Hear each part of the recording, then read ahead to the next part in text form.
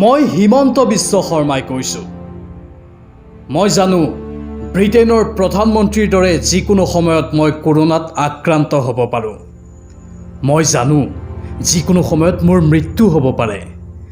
মই জানো যিসকলৰ প্ৰাণ ৰক্ষা কৰিব বিচাৰিছোঁ তাৰ কিছু লোকে মোক অভিনীলৰ দৰে হানি খুচি মাৰিব।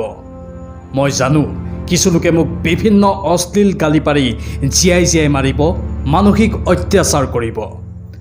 তথাপিও তেওঁলোকৰ প্ৰাণ মই ৰক্ষা কৰিম, কাৰণ তেওঁলোক অসমীয়া আৰু প্ৰত্যেকজন অসমীয়াৰ প্ৰাণ ৰক্ষা কৰাটো মোৰ কৰ্তব্য। কোনো অসমীয়াৰ মই ক্ষতি হ'বলৈ নিদিওঁ। মই নিজৰ প্ৰাণ দি হ'লেও তেওঁলোকৰ প্ৰাণ ৰক্ষা কৰিম। প্ৰত্যেকজন হিন্দু, প্ৰত্যেকজন মুছলমান, অসমত থকা সকলো ধৰ্মৰ লোক অসমৰ অসমীয়া। তেওঁলোকৰ জীৱনটো মোৰ জীৱনতকৈও অমূল্য।